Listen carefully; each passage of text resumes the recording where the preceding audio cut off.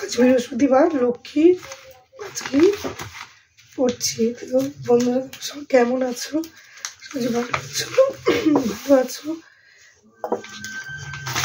তুমি পাঠ করি।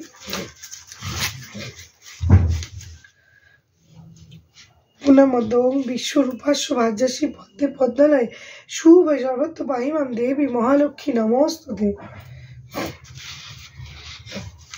গ্রন্থার নারায়ণ নমস্কৃতম নরোত্তম নরোত্তম দেবী সরস্বত্যই ব্যাস তত জয় মুদিবয়ত বন্দে বিষ্ণু প্রিয়ং দেবী দরিদ্র দুঃখ নাশিনী ক্ষীরোৎপত্রীকে কেশবকান্ত বিষ্ণুবক্ষ বিলাসিনী। প্রতি বৃহস্পতির বোধকথা।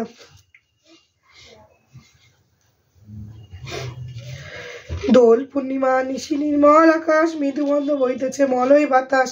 মলয় পর্বতে বসি লক্ষ্মী নারায়ণ মনসুখে দুইজনে করে আলাপন।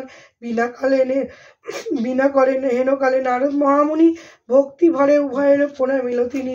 কর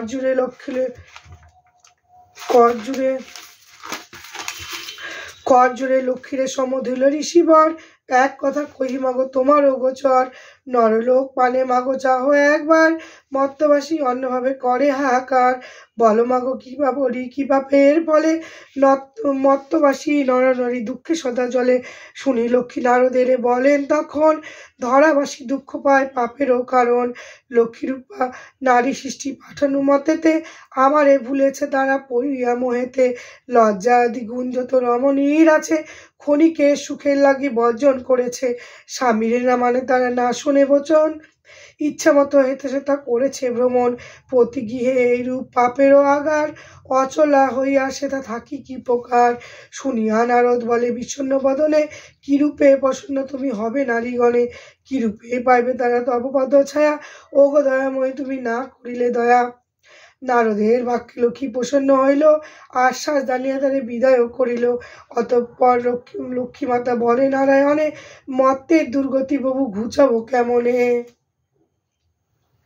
শুনি লক্ষ্মী নারদের বলেন তখন অস্থির না দেবী স্থির কর মন। আমি যাহা বলি তাহা স্থির রাখো মনে ধরাধামে যাও লক্ষ্মী ব্রত প্রচারণে। নারায়ণ বাক্যে লক্ষ্মী আনন্দিত হয় লক্ষ্মী ব্রত প্রচারণে ধরাধামে যায়। বিদ্যা ব্রাহ্মণীর বেশে ভূমিতে লাগিল সহসা অরণ্যে এক বৃদ্ধারে দেখিল। বৃদ্ধারে দেখিয়া লক্ষ্মী জিজ্ঞাসিল তারে কে বা তুমি কি কারণে এসেছো একান্তরে। শুনি বৃদ্ধা বলে আমি অতি অভাগিনী। একে একে বলে বৃদ্ধা দুঃখের কাহিনী। লক্ষ্মী বলে গৃহে ফিরি কর লক্ষ্মীব্রত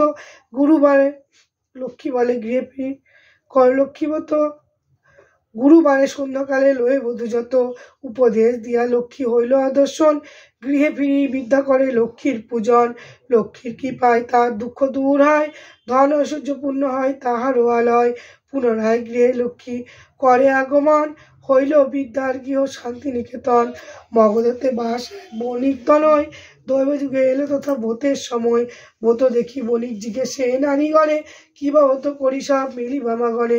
সদাগর কথা শুনে বলে বধূগণ লক্ষ্মী ব্রত করিতে মানস পুরাণ। সদাগর শুনি তাহা বলে অহংকারে যে জন দুঃখেতে থাকে সে পূজে লক্ষ্মীরে।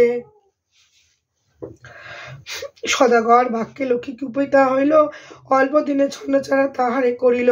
সর্বস্ব হইল নষ্ট ঘোরে দ্বারে দ্বার দৈব যুগে আসিল সে বিদ্যার অগার। বিদ্যা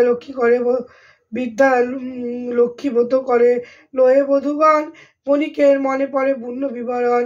মনেতে বুঝিল কেন বিপাকে পড়েছে অহংকার ফলে লক্ষ্মী তারে ছাড়িয়াছে। দুই কর জয়ী সেই বণিক নন্দন কাঁদিতে কাঁদিতে করে লক্ষ্মী স্তবন। স্তুতি করি শেষে প্রণাম করিল দুই নয়নে বাড়ি ধারা ঝরিতে লাগিল। লক্ষ্মীব্রত সার বলি মনেতে বুঝিয়া গুরুবারে লক্ষ্মীব্রত করে গৃহে গিয়া। লক্ষ্মীর কি পায় তার ঐশ্বর্য বাড়িল লক্ষ্মীব্রত ধরাধামে প্রচলন হইল। প্রতি বৃহস্পতিবারে ব্রতকথা সমাপ্ত।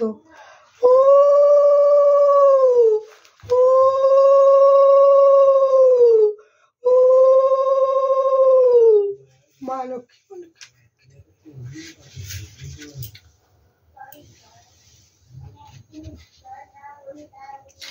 তো বন্ধুরা আজকে এইটুকু লক্ষ্মী বাজারে বললাম।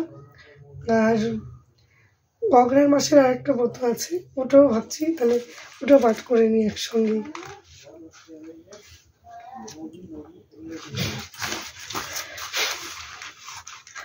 অঘ্রাণ মাসের ব্রতকথা। দীননাথের পালা। দীননাথ নামে ছিল এক দ্বিজবর, বাল্যকালে পিতা মাতা গেল লোকান্তর। দয়ালু ব্রাহ্মণ এক প্রতিবেশী ছিল, দীননাথে গৃহে আনি পালন করিল। মাঠে মাঠে দীননাথ গোধন চড়ায়, গৃহেতে ফিরিয়া দিনু বাসি ভাত খায়। দেখিতে দেখিয়ে কতদিন কেটে গেল, বৃক্ষতলে বসি দিনু ভাবিতে লাগিল। পিতা মাতা ছাড়ি গেল শৈশবকালেতে, বেঁচে থাকা বড় দায় পরের অন্নেতে। বৃক্ষতলে বসি দিনু এই চিন্তা করে, দুনয়নে বারিধারা ঝড় ঝড় ঝরে। হেনকালে ক্ষেত্রলক্ষ্মী তথায় আসিল, দীননাথের হস্তে তথা কিছু ধান দিল। ধান দিয়া লক্ষ্মী বলে, লও যত্ন করে, এই ধান ছড়াইয়া দাও ক্ষেত্র পরে। দীননাথ ধান লয়ে ক্ষেত্রেতে ছড়ায়, পরের দিন দীননাথ স্বর্ণ ধান্য পায়। সেই দেশের মহারাজ শুনিতে পাইল, দৈব কৃপা বলি রাজা বুঝিতে নারিল। দীননাথে অন্তঃপুরে করিয়া আনয়ন, রাজকন্যা তার হস্তে করিল অর্পণ। বহু জমি দিল রাজা কন্যা জামাতায়, সুরম্য প্রসাদ এক বানাইয়া তাই। দীননাথ রাজা হইল লক্ষ্মীর কৃপায়, হরি হরি বল সবে, পালা হইল যায়। ইতি অঘ্রাণ মাসের ব্রতকথা সমাপ্ত। হরে কৃষ্ণ, হরি বল। তো জয় মা লক্ষ্মী, কত সুন্দর দীননাথের পালা। যদি মা লক্ষ্মী কৃপা করে, তো মা লক্ষ্মীর কৃপাতে কোনোদিন কোনো অর্থ কষ্ট কিছু থাকবে না। মা লক্ষ্মীর কৃপাতে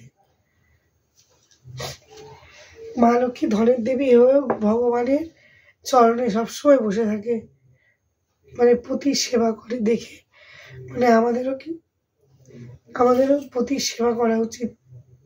মা লক্ষ্মী ধনের দেবতা হয়েও সবসময় ভগবানের সেবা পূজা করে। হরে কৃষ্ণ, রাধে রাধে। সকলে ভালো থাকো, সুস্থ থাকো।